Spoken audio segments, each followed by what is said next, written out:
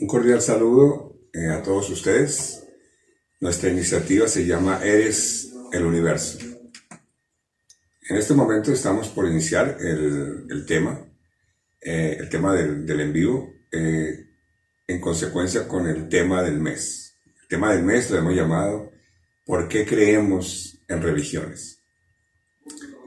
Es interesante, no sé si alguna vez ustedes se han hecho esa pregunta. ¿Por qué creemos en religiones? ¿Cómo sería la vida antes de existir las religiones? Pero principalmente, ¿cómo sería la vida de hoy, de no existir ninguna religión?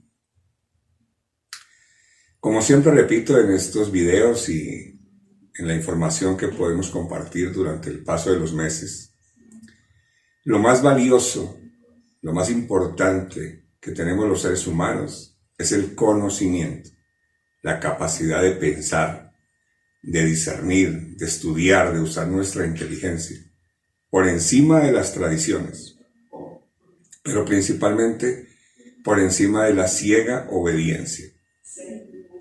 Con ese espíritu es que queremos enfrentar el tema de hoy, con el ánimo de usar nuestro entendimiento más que nuestras tradiciones, si queremos adentrarnos en este tema. Así que hoy quiero aportar un poco más de información acerca de cómo nacen algunas religiones, cómo van cambiando al paso del tiempo hasta convertirse en lo que tenemos hoy día. Pero no voy a dar esta información solo como datos históricos, porque eso nos traería pues un poco más de cultura, pero nada más. La intención profunda de dar esta información que vamos a ver en un momento es concluir si las religiones son o no son el camino. Para esta intención he preparado información extraída de textos de historia, de autores muy serios, enciclopedias respetables y un par de periódicos históricos de Europa. Vamos a empezar con el budismo. El budismo nace aproximadamente hace 3000 años. Empieza con la historia de un hombre muy espiritual, adelantado a su tiempo, llamado Siddhartha Gautama. Gautama nació como hinduista y esas cosas son importantes de resaltar. Él nace siendo hinduista, se forma en ese compendio de criterio, de información hinduista. Así crece, así va madurando, así aprende. Cuando ya es adulto, su aporte al hinduismo fue el encontrar cómo los seres humanos, cómo la humanidad podría superar el dolor y el sufrimiento. Esa fue como la esencia de lo que él aportó al hinduismo. Y es importante recalcar esto, porque él da ese aporte al hinduismo, pero no es en contra del hinduismo, ni es como rebeldía o como queja, en absoluto. Es un hinduista avanzado, estudioso, y trae al mundo este aporte espiritual de cómo encontrarse esa paz interior que supere el dolor y el sufrimiento. Por supuesto que ese mensaje cae bien en ese momento de la historia y rápidamente se extiende por toda la India y cubre prácticamente todo Asia al pasar de unos cuantos años. Gautama, quien con el paso de los años es llamado el Buda. Eso en lengua nuestra, en español, significa despierto o iluminado. Eso significa Buda, una persona iluminada. Él sigue transmitiendo sus enseñanzas, compartiendo sus consejos para lograr la paz en el corazón de las personas, superando el sufrimiento. Algo muy interesante al estudiar la vida de Gautama es que él repite a sus seguidores en sus enseñanzas, repite y recalca que por favor no lo vean a él como un santo y que al terminar su vida, una vez que muera, no lo conviertan en un Dios, ni en un ser celestial, ni en alguien que se puede adorar o a quien se le pueden pedir milagros después de su muerte. Esa era su constante preocupación. De hecho, en sus enseñanzas, él se llama a sí mismo el indicador del camino, mencionándolo ya en español, el indicador del camino. Y repetía que no fuera a ser convertido en un Dios. Lastimosamente, hoy vemos que eso no se cumplió, su deseo no se cumplió, porque hoy día hay altares, estatuas a su nombre, lo consideran un ser del cielo. Pero lo más grave es que se formó una religión de esto llamada budismo. Años después de su muerte, sus seguidores hacen una gran reunión, convocan a algo llamado el primer consejo. En este primer consejo se dieron a conocer 3 grandes discursos de Gautama, donde se resumía todas sus enseñanzas, consejos, sugerencias para una vida de paz. Esto se escribe en aquel tiempo, en esta reunión, después de esta reunión donde se proclaman las 3 grandes enseñanzas de él. Se escribe y pasa pronto a ser parte de las primeras leyes monásticas. Al paso del tiempo, alguien encuentra esos escritos, que en su origen era para conservar las enseñanzas. Pero como pasa el tiempo y se vuelve como un descubrimiento tener por escrito las enseñanzas de Gautama, se convierten después en palabra divina, en decretos casi que santos. Y de ahí se forma la religión. Sobre esos escritos que se encuentran posteriormente, se convierten en palabras divinas vigiladas por el Buda. Posteriormente, se convoca a una segunda reunión, llamado Segundo Consejo, donde se eliminan algunas leyes, se pulen otras leyes, se ponen leyes nuevas. Aunque la figura del Buda es muy respetada, pero parece que en algún momento hay líderes que tienen la potestad de cambiar las leyes o de agregarlas o revisarlas. Y esto pasa en el tercero y cuarto consejo. Así que al pasar los años, aquello que fuese la voz de Gautama dando consejos y sugerencias para una vida de paz, después de estar escrita se convierte en leyes, en estatutos sagrados. Esa es como la parte que más quiero resaltar. Vamos a ver ahora un poco más de información acerca de otra religión, que es el judaísmo.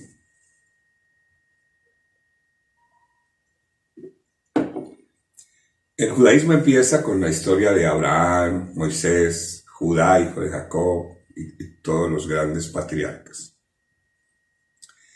Esta historia, en sus comienzos, pues es un momento difícil en la historia, en una tierra también hostil, llena de mitos, de dioses. Entonces lo que buscan estos patriarcas, y se llaman patriarcas porque eran los líderes de pequeñas comunidades que estaban en pleno crecimiento. Estos patriarcas lo que aportan a la humanidad es la creencia de un solo Dios. Ellos son los primeros que dan ese discurso, creer en un solo Dios.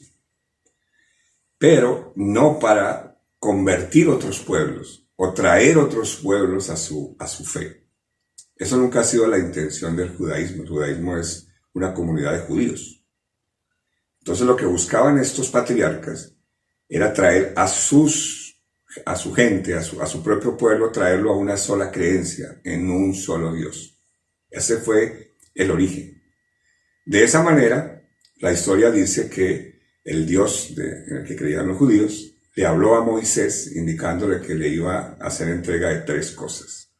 Los 10 mandamientos, la enseñanza verbal o contada de voz a voz, y todas las tradiciones o costumbres que deberían cumplir. Esas tres cosas las podemos leer hoy día en el tercer y cuarto libro del Antiguo Testamento, lo que se llama en el mundo judío la Torá. Posteriormente, esas enseñanzas que se transmitían de manera verbal, oral, de líder a pueblo, son escritas, igual que sucedió en el budismo. Alguien escribe esas enseñanzas verbales para no olvidarlas. Es decir, la primera gente que decide escribir esas cosas hermosas, lo hacen para que perduren, las conservan.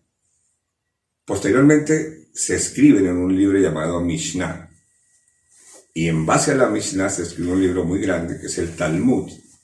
El Talmud es el libro de la tradición o de la conducta judía. Pero ya no como los consejos de un patriarca, sino ya se escribe como una ley inobjetable para el pueblo judío. De tal manera que se resumen o se colectan todos estos libros y se escribe algo que se llama Halajá o Halajá, que es el libro de todo el compendio de la enseñanza judía. Por tratarse de una nación, estas enseñanzas que se encuentran en la Halajá pertenecen a un pueblo. Es decir, es una nación, Israel, con su cultura, sus leyes matrimoniales, sus fiestas, sus fechas especiales, que comprenden el comportamiento de un pueblo. ¿Ya? Así que toda la historia que vemos del Antiguo Testamento es territorial. Está alrededor de Israel y toda la historia de un lugar específico en un tiempo de la historia específico. Con el paso del tiempo nacen otras corrientes del judaísmo y vemos judaísmo ortodoxo, reformista, conservador, progresista, cabalista. Significa que cada una de estas ramas del judaísmo le da más importancia a ciertas leyes y no tanta importancia a otras. No que no crean en algunas leyes, porque toda la ley judía es mandatoria, es para cumplirse en su totalidad. Pero cada una de estas ramas del judaísmo toma más importancia para ciertas leyes. Supongo que depende de la época o depende del territorio donde se encuentre, o donde se encuentre la sinagoga. Pero en resumen, se flexibilizó un poco el tema de las leyes judías y por eso es que cada una de estas ramificaciones puede tener esa libertad. Bien, pasamos ahora al cristianismo, que es la religión que más seguidores tiene en América Latina. Tiene sus raíces en un grupo judío que se llama judíos helénicos. Es un grupo de judíos, pero un grupo minoritario. Se origina en la provincia romana de Judea, ahí es donde nace. Existía todavía en aquel tiempo mucha tradición grecorromana, pero este grupo de judíos helénicos, que nunca estuvieron como los enemigos de Roma, había como una relación, no de amigos, pero de complacencia. Entonces estos judíos helénicos no estaban de acuerdo con todo lo que esperaba Roma, tampoco se peleaban con ellos, y tampoco estaban de acuerdo con toda la enseñanza judío-rabínica. Entonces, eran un poco liberales este grupo de judíos helénicos. Tomaban enseñanzas de un lado, tomaban enseñanzas de otro, iban formando su naciente movimiento. Hay un dato muy importante, y quiero recalcarlo porque es importante para lo que vamos a ver más adelante. Israel era un lugar dominado por Roma, es decir, pertenecían al gran imperio romano. Realmente estaban bajo el yugo de Roma, impuestos y a veces un trato muy hostil. Entonces, los abuelos, los ancianos, soñaban con un día ser libres. Entonces, existían leyendas y los abuelos contaban historias. ¿Cómo sería si un día llegara nuestro rey? Llegara un rey que le diera libertad a Israel. y nos quitara del yugo romano. Y eso se contó de los abuelos a los padres, porque era algo como una ilusión que tenían los abuelos. Posteriormente, esa leyenda, como pasa con todas las leyendas, con el paso del tiempo, toman mucha fuerza y se convierte en una promesa. Pero no es una promesa que alguien hizo, se convirtió en promesa después de una leyenda de tanto tiempo. Una vez escrita esa promesa, se convierte en profecía. Entonces, la llegada de ese rey esperado ya era una profecía esperada. De tal manera que, en especial, el grupo de judíos más grande que existía en ese momento, que se llamaban los judíos fariseos, ellos eran quienes más hablaban de la llegada del rey. Del grupo de judíos, los que más fuerza tenían con este punto eran los fariseos. Pero ya cuando se escribe la profecía esperada, era un nacimiento pues normal, ¿no? De un hombre que se une con una mujer y tiene un hijo. Lo único que tenía de especial, así de diferente, dijéramos, o de profético, es que necesitaba ser parte de la sangre de David, o sea, del linaje de David. Entonces ese rey tenía que ser parte del linaje de David, nacer de un hombre judío y una mujer judía. Nacería este bebé que crecería en sabiduría hasta hacerse adulto, poder ser un rabino y llegar a convertirse en un rey. Esa era, no había ninguna otra cosa extraña. Muy bien. Les hablé en un principio de que todo empezó con ese pequeño grupo de judíos helénicos que tomaban leyes de aquí y de allá. A estos judíos helénicos les pareció bien lo que hablaban el grupo grande de judíos fariseos de la llegada del rey. Entonces ellos también toman esa parte. Pues ahora también los judíos helénicos, este pequeño grupo, habla de la llegada de un rey. También lo toman como parte de su fe. Eso es importante saber. De tal manera que cuando empiezan a escuchar las enseñanzas de Jesús, a ellos les gusta el tipo de enseñanzas de Jesús. Y ese es el primer grupo que sigue a Jesús. Los primeros seguidores de Jesús fueron los pertenecientes al grupo de judíos helénicos. Ellos lo empezaron a acompañar y a seguir en todas sus enseñanzas. Es importante, que ya todo el mundo lo sabe, pero es importante recalcarlo, el origen de Jesús. Jesús es un judío, y como él mismo lo dice, se lee en Escrituras, es un judío cumplidor de la ley judía. ¿Por qué recalco esto? Porque Jesús no fue un judío rebelde.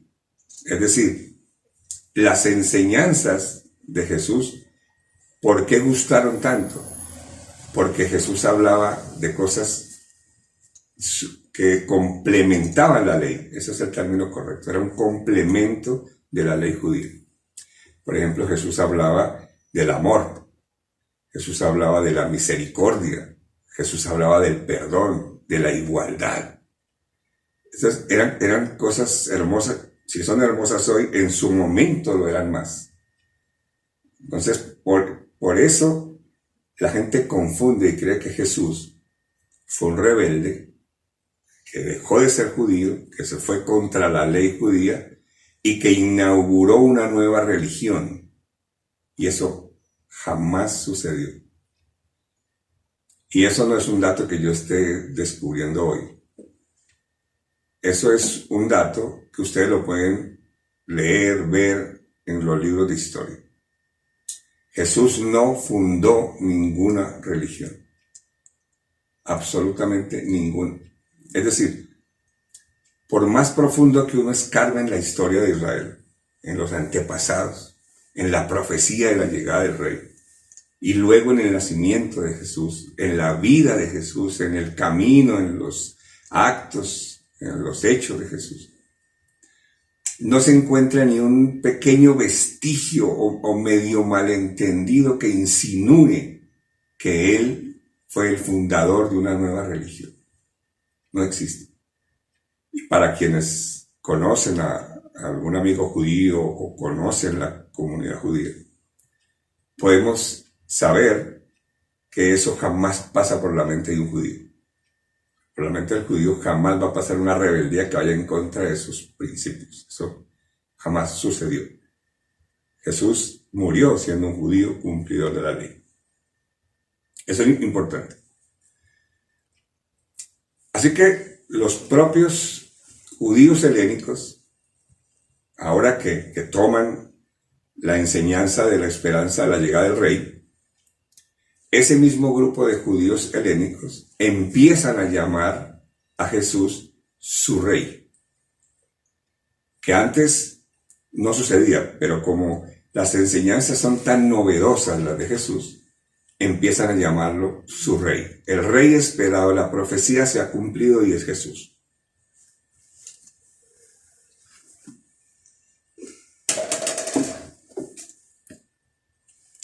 Cuando este grupo de judíos helénicos empiezan a mencionar que ha llegado el rey y que es Jesús, por supuesto que esto en su momento trajo problemas terribles, porque el grupo grande que eran los judíos fariseos no reconocían a Jesús como su rey porque no estaban de acuerdo con sus enseñanzas novedosas. No como un revolucionario, sino que se salía de la ley normal. Entonces no lo veían, no era un enemigo, pero no lo veían como su líder y mucho menos como su rey. Ahora, cuando llega a oídos de los romanos, de que se habla de que hay un rey, obviamente un rey por encima de su emperador, eso jamás progresaría. Así que Roma aprovecha el disgusto que hay entre los mismos judíos y da permiso o paso para la ejecución de Jesús. Por eso la vida de Jesús tristemente fue muy corta. Después de este triste acontecimiento, los judíos helénicos continúan con las enseñanzas de Jesús, pero ahora ya no se llamaron más judíos helénicos. Ahora se llamaban seguidores del Mesías o seguidores del rey ungido o del rey esperado. Eso en lengua romana se dice Christos. Entonces los romanos, yo no sé si como apelativo o como distinción, empezaron a decirle a este grupo Cristos, que en español es cristianos. Así que ahí son dos datos importantes. Jesús no inició ningún movimiento nuevo, no inauguró ninguna religión. Y ni siquiera el nombre de cristianos le pertenece a alguno de ellos. Eso fue la manera en que los llamaban los romanos. Hay otro dato muy importante y lo estoy narrando de una manera lenta para que los interesados puedan tomar nota, los curiosos, y puedan ir a buscar ustedes mismos la información, que ahora es súper fácil con la tecnología. En el año 325 existió un emperador llamado Constantino. Este emperador llamó a una gran reunión, convocó a algo que se llamó el Concilio de Nicea, para que lo puedan buscar. El Concilio de Nicea. Llamó a esta reunión a los principales líderes de las religiones más grandes de todo el Imperio Romano. Lo que pretendía Constantino era encontrar un poco de paz, porque claro, el imperio estaba creciendo y al agregarle un nuevo país, cuando el gran ejército romano conquistaba un nuevo país, ese país llegaba con su cultura, costumbres y su religión. Y el otro con su religión, y el otro con su... Entonces, algunos de ellos eran violentos, o sea, ya existía sangre cuando se encontraban esos grupos. De tal manera que el emperador necesitaba ponerle un alto a esos problemas, porque ni siquiera eran problemas de Roma, pero sí traían problemas al imperio. Así que hace ese primer concilio. Uno de los puntos más importantes que se tocó en ese concilio y que era vital para que los romanos no persiguieran más a los judíos cristos, ¿no? A ese grupo de cristianos. Algo que hacía que los persiguieran es el nacimiento de ese rey. Es decir, y también puntualizo en esto, por favor, la mitología romana, la mitología grecorromana, toda la historia de la mitología romana, habla de dioses, habla de Zeus, de Poseidón, de Atenea, de Apolo, y esos dioses engendraban sus hijos, que eran de esos dioses en la tierra. Por eso en la mitología griega escuchamos a Aquiles, a Ulises. Esa era la manera en que nacía un líder. Un líder en la mitología grecorromana nacía de un dios que poseía a una mujer. Entonces nacía un dios en la tierra o un semidios. Eso es historia romana, grecorromana. Así que para que no fueran perseguidos los cristianos, les proponen que tienen que buscar una forma en que la historia del nacimiento de Jesús se iguale o se parezca un poco a la historia de la mitología grecorromana para que así dejen de ser perseguidos.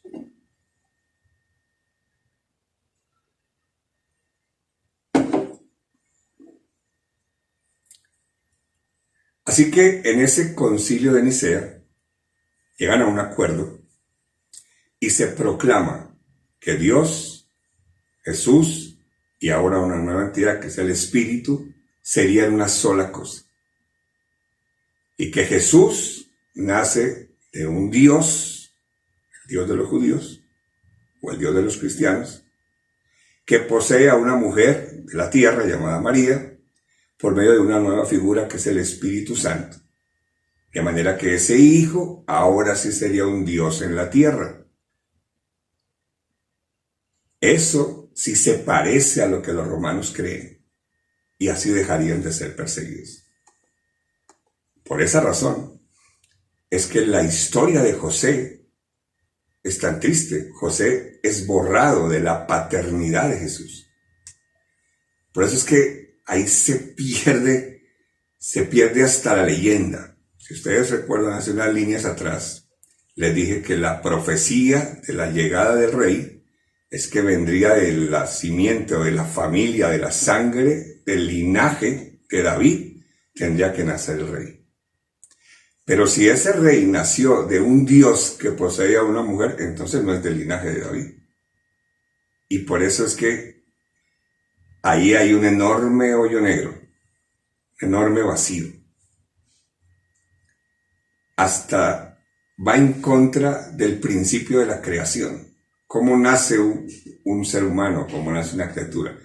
Pues del macho y la hembra, del hombre y la mujer, se unen, quedan en embarazo y nace un hijo. O sea, esa es la manera en que nacen los seres humanos y los animalitos. Pero esta costumbre grecorromana es un mito, que es un dios que posee una mujer, entonces nace un dios en la tierra.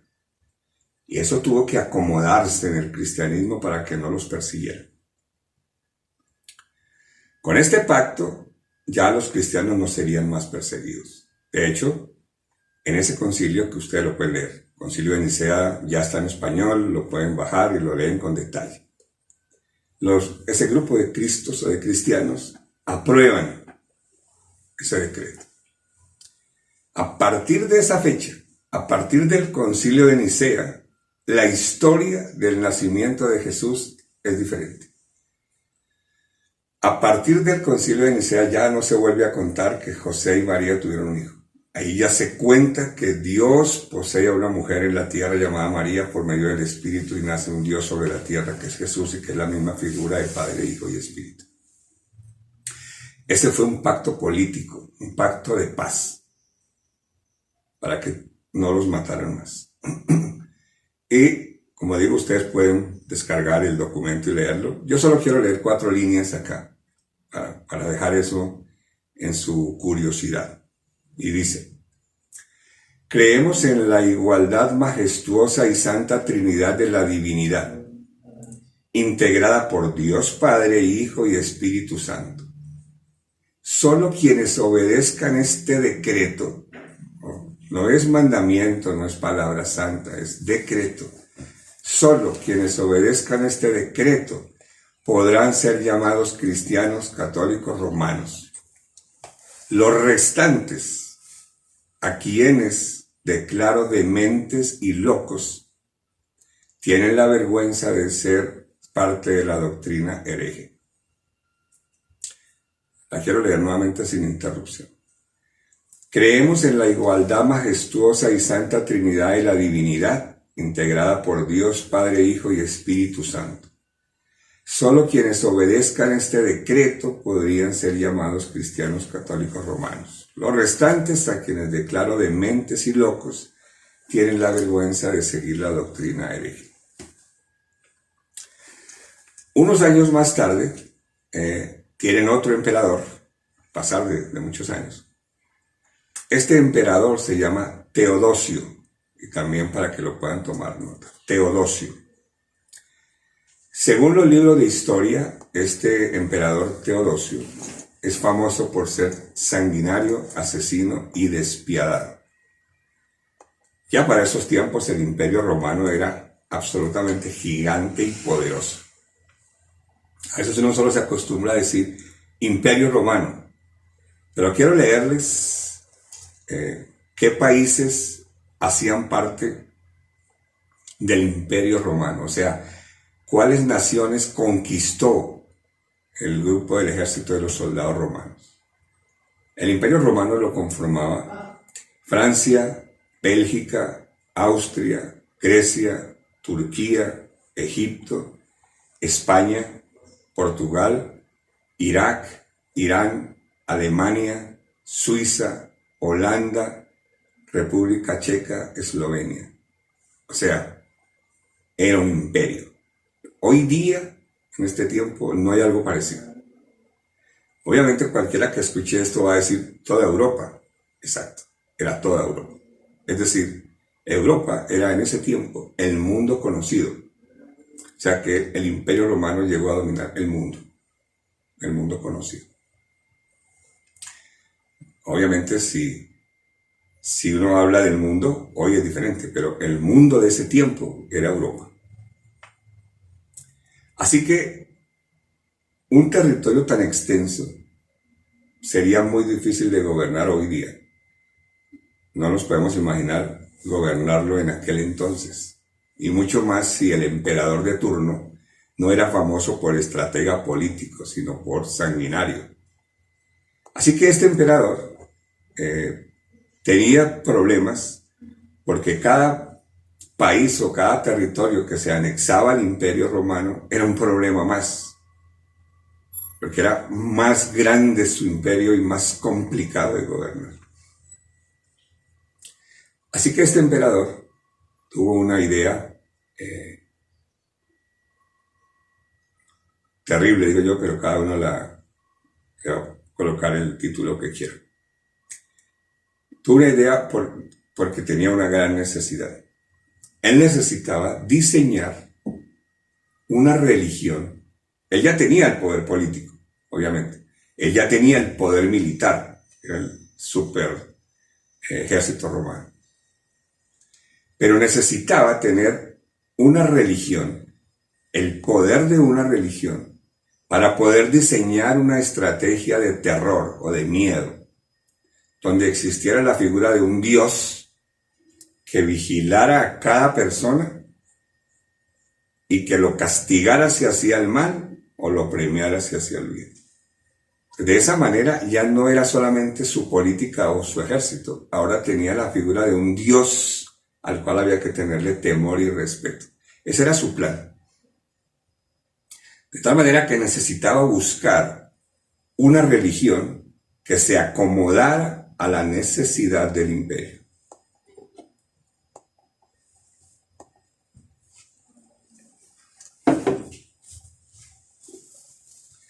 Entonces empieza la búsqueda de esa religión. Este emperador tenía cerca de él 3 religiones a la mano, 3 religiones grandes o predominantes. la judía tradicional, la tradición de Grecia y la naciente religión cristiana. Eso es lo que él tenía a mano. Entonces analiza las tres. Analiza la religión judía, a ver si se acomodaba. Pero el tema es que ya los judíos tenían muchos escritos y mucha historia por muchas partes.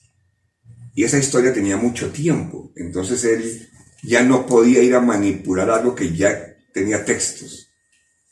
Además que era una religión para un grupo de personas, los judíos nada más. Eso no calzaba mucho para el Imperio Romano. La segunda era la tradición de Grecia, pero tenía mitología, tenía dioses, tenía fábulas. La mitología de Grecia es más para temas de cultura, de filosofía, como incluso es aún lo que se puede leer. Entonces tampoco se acomodaba al plan. Pero cuando analiza la religión cristiana, era una religión sin textos, no había nada escrito. Ya tenían un pacto de que el líder, el rey de ese movimiento, el Dios en la tierra, nacía de un Dios del cielo, una mujer y había un Dios sobre la tierra. Era perfecto. O sea, esa calzaba a las mil maravillas. De tal manera que a partir de ese momento, en ese concilio, es que se toma la decisión y se proclama a la religión cristiana como la única religión válida y permitida para todo el Imperio Romano. Este emperador escribe algo, un edicto, que se llama Contux Populus. Esto significa a todos los pueblos del imperio. Lanza este edicto proclamando a la religión cristiana como la única religión de todo el imperio. Y quiero leerles 3 líneas para dejarles la curiosidad que ustedes lo busquen, este Contux Populus, con todo el contenido, que fue lo que se envió a toda Europa. Y dice: quienes practiquen otra religión, sus lugares de reunión no serán llamados iglesias, y serán objeto de la venganza divina, y serán castigados por nuestra propia iniciativa. Fíjate, venganza divina y serán castigados por la iniciativa del líder del momento, que adoptaremos siguiendo la voluntad celestial. ¿Verdad? Quiero repetirla nuevamente. Quienes practiquen otra religión, sus lugares de reunión no serán llamados iglesias y serán objeto de la venganza divina. Serán castigados por nuestra propia iniciativa que adoptaremos siguiendo la voluntad celestial. Bueno, mejor dicho, con ese escrito no había límites. Cada líder de turno tenía todo en sus manos para formar la estrategia de sangre y de venganza que quisiera. Porque ese edicto, ese escrito, le daba toda la ley. Dice, serán castigados por nuestra propia iniciativa que adoptaremos siguiendo la voluntad celestial. Por eso es que cuando España llega y conquista nuestros países en América Latina, tenían toda la autoridad para matar, quemar, violar, saquear, lo que se le ocurriera al español, porque eso se consideraba voluntad divina, que era aprobado por Dios. Bien, ese es el gran resumen de cómo nacen estas 3 religiones, cómo nace la religión más predominante, que es la cristiana. Ahora quiero mencionarles 3 cosas o 4 cosas que tienen en común todas estas. Primero, originalmente ninguna es creada como religión. Ninguna. Es decir, en un comienzo, los fundadores de pequeñas comunidades dan sus consejos para una buena vida, para una vida de paz.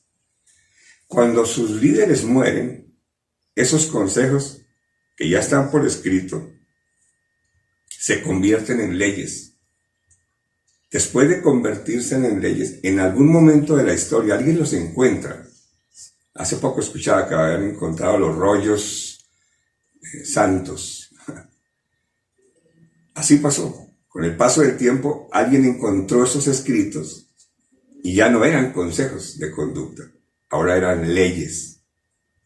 En el momento alguien le pone el sello de santidad y se convierten en sagradas.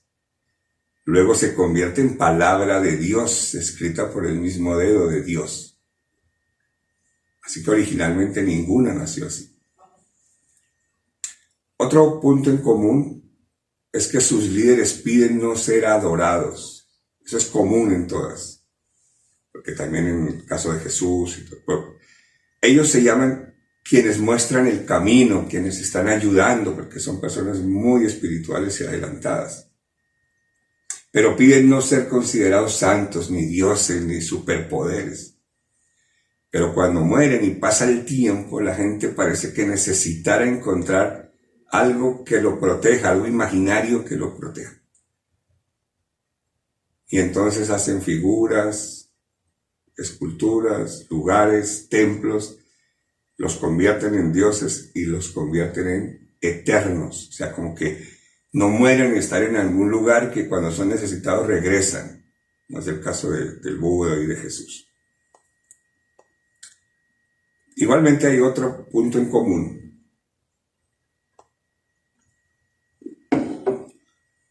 Es que sobre estas enseñanzas nacen otras religiones. En el caso del hinduismo, por ejemplo, sobre el hinduismo nace el budismo. Y sobre el budismo nacen otras ramificaciones modernas. En el caso del judaísmo, nacen ramificaciones del judaísmo que ponen más acento en unas leyes que en otras. Igualmente en el cristianismo nace protestantismo, nace el mundo evangélico, cristiano evangélico, que lo vemos hoy en toda Latinoamérica.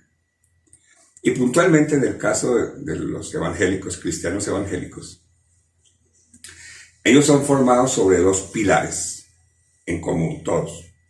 Uno es las mismas escrituras, es decir, sobre los mismos textos que aprobó el emperador, que permitió el emperador y que resumió el emperador. Sobre esos mismos textos que posteriormente la gente encuentra escritos de Lucas, de Juan, de Mateo, que son personas que caminaron al lado de Jesús, fueron impresionadas por las enseñanzas espectaculares de Jesús y escriben sus biografías. Pero como encuentran un texto, wow, esto es sagrado, entonces ese texto es anexado al paquete que originalmente aprobó el emperador. Fue creciendo, quitaron unas cosas, pusieron otras. Y hoy día es lo que se llama la Biblia, que posteriormente le pusieron el sello de santidad, que es la Santa Biblia. Uno de los pilares de la creencia evangélica es sobre ese texto, pero es un texto que obviamente desde su origen está viciado porque es una imposición romana, con costumbres, cultura romana. El otro pedestal del mundo evangélico es las enseñanzas o todo alrededor de Jesús, que realmente no es alrededor de Jesús, es alrededor de Cristo, o sea, Cristos, que es la denominación romana, manipulada desde cómo nació entre un Dios y una mujer, acomodada al criterio romano, o sea que es cristocéntrica, no es a la vida de Jesús. Ojalá fuera la vida de Jesús.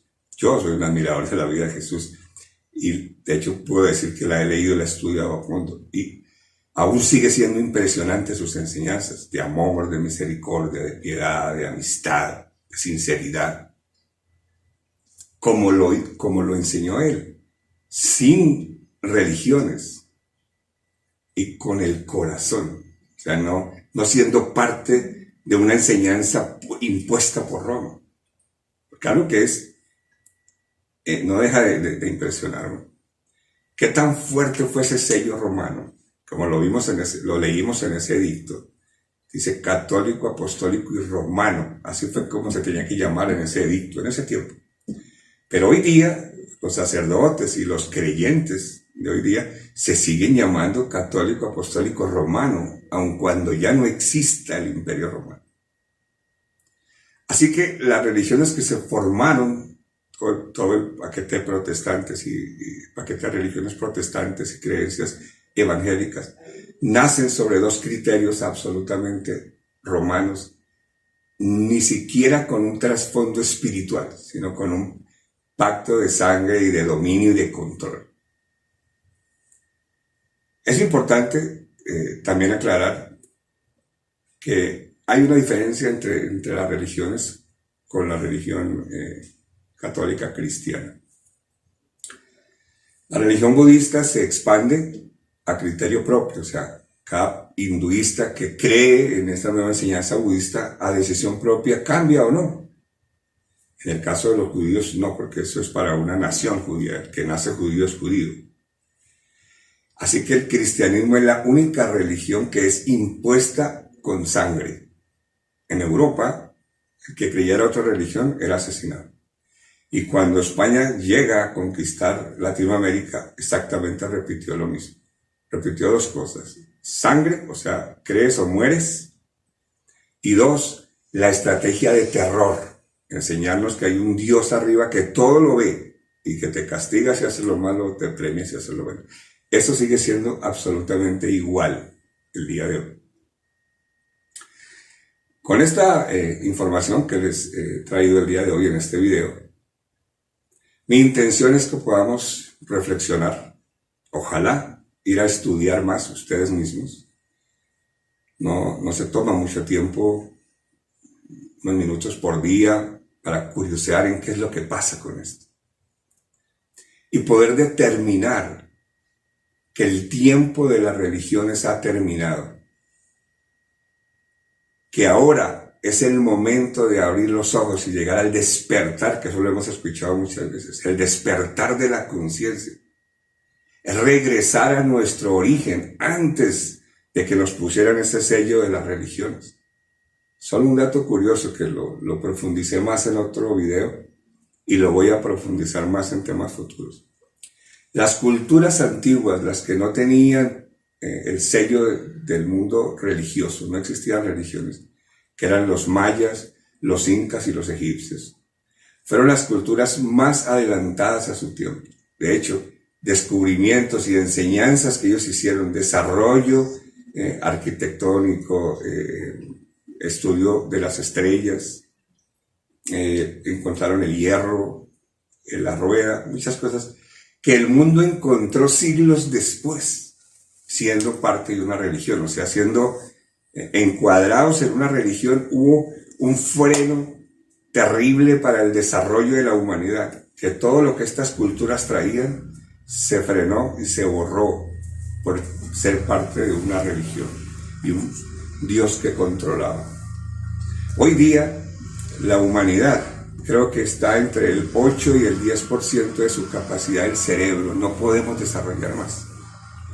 Lo que antes para esas culturas era espectacular, la apertura que tenían con el universo, las estrellas, los adelantos, cómo construir, cómo pulir piedras, cómo hacer ciudades, cómo hacer acueductos. A eso es que necesitamos regresar, a la sabiduría de cada ser humano. Ni siquiera lo puedo decir hoy hasta dónde podemos llegar. Por eso hay que pasar la página, sin rencores. Ya la religión existió, bien o mal, nos ayudaron a tener algún valor, algo de orden, pero ya a este momento el tiempo de las religiones terminó.